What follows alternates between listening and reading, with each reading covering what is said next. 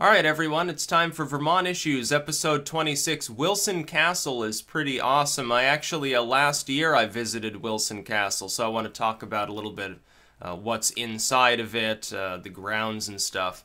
And definitely, if you're ever in the Rutland area, this would be one of the more fun things to do. It's like Rutland isn't like Burlington. We don't have so much of the museums and things like that. Really, it's more box stores. It's Vegas. It's box stores and bars for the most part, and that's what people do for entertainment. Really, Wilson Castle, which is not far, it's up in Proctor, would be one of the more interesting historical sites in this area anyway, to actually see. I mean, we don't have a Bennington Battle Monument. Wilson Castle would be sort of our answer. And technically it is. It's an actual American castle, but if you think of castles in the medieval sense as being like extensive tower works and fortifications and motte and baileys and stuff, it's not like that. It's really an oversized Victorian, like a really, really big Victorian house with extremely large rooms. Part of it's not even still fully renovated. They're still, I think, doing work on both the exterior and the interior. But it's definitely worth checking out. The grounds are quite elaborate. They're also quite relaxing, and you can wander around out front all you want. They also, I think they do weddings and parties and stuff, and Halloween they sort of spice things up, and it's like a haunted house. And they do have some of the paranormal lore. I didn't see anything paranormal when I was there, but that's the claim that they make. Now, some of the pictures they use to prop that up are people accidentally photographing their the strings hanging off of their cameras, or their finger underneath the shot in their phone or something. And then you've got the regular, like the dust and water orbs and stuff. No, but maybe there are ghosts in there, who knows. But it's a spectacular building.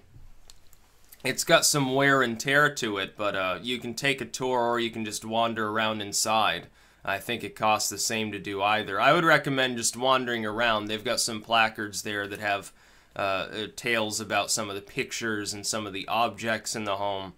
And it's huge. It also smells really good. You know how old homes, especially from that era, they had that, I think it's linseed oil-based paint and some of these other things. And so the scent actually inside of one of these old homes tends to be different, even if it's like a fairly well-trafficked museum. One thing I would say, they need to put up a bigger sign or something out front as to where you're supposed to turn up the hill to actually get to Wilson Castle, because if you're coming up the road, it's easy, if you're focusing on the road, which winds back and forth a bit, it's easy to actually not see this enormous building up there because of where the tree line is. If you're coming down the other way, it's a little bit easier, so you should be going north to south on that road if you intend to visit. But if you're oriented more by, hey, visual cues, there's a sign, as opposed to, oh, I'm planning to go to such and such address, you're going to have a problem, I think, going north, finding it. But it's definitely interesting. Again, it's more of an oversized Victorian, so you're not expecting a castle in the Warwick Castle sense, maybe. But it's huge inside. I think there are 6 bedrooms or so. I mean, just of those that have already been renovated that you can actually access. I think there are 6 bedrooms. There's 4 bathrooms or something. There's all sorts of studies and side rooms. The kitchen is immaculate.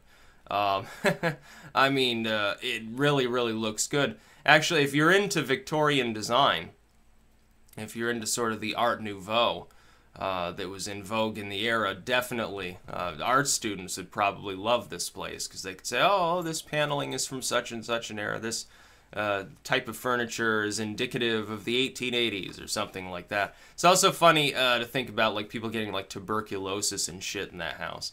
That's always funny. But I mean, it was a private residence, and then I think it was the 1940s or 50s or something that it got turned into a museum, because the last person who was living there, they're just like, well, I'm going to set it up as a museum. You know, there's nobody else really necessarily to live in it. And also, you know, homes like that fell out of fashion. Now, you know, the people now, they have the McMansion class, which is a little bit similar, although it's fucked up as far as architecture. This was back when architecture was actually nice. And the side sort of castellated area is this enormous stone deck looking down on the valley. It'll give you some amazing views. If you're into photography, you definitely need to check it out if you're in the area, especially if it's summer. I can imagine in fall it would be quite imposing, though. You know, looking out over, you know, 100 square miles of nothing but foliage, that'd be pretty colorful. Quite a sight. It's actually a similar view. It's probably one of the only places in Rutland you can get a view that's sort of similar to the middle of the Champlain Valley at the end of some of the lower foothills where it slopes down and then goes back up. It slopes down towards Burlington. There are some spectacular views of the whole Champlain Valley up there. The only thing comparable we have is the northern end of this little mountain valley in Rutland, actually.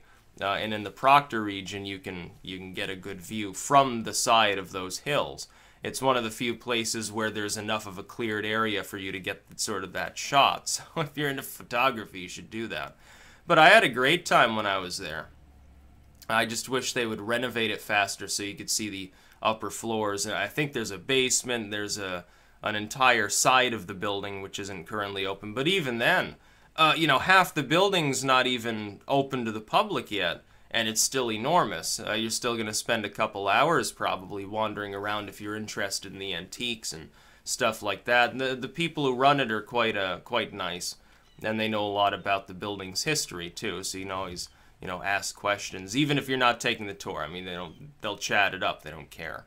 So yeah, it's a good trip, and you should definitely go check it out. I mean, if you're ever in the Proctor, Rutland area. And Proctor is scenic too. Like, there's this one area up in Proctor that's actually about a mile north, I think, of Wilson Castle. And it's like this weird stone hill that's been carved away and turned into a garden. It's like an acre of mountainside flowers, or at least it was. I think it was late July, I think it was when I was there, although it may have been early August, like almost this time of year. And it was really colorful. As the whole area is, the whole Proctor area, the way that it's set up is scenic. So it's one of the sort of hidden gems of Vermont, honestly, especially for this county. It's quite nice. That's about all. Peace out.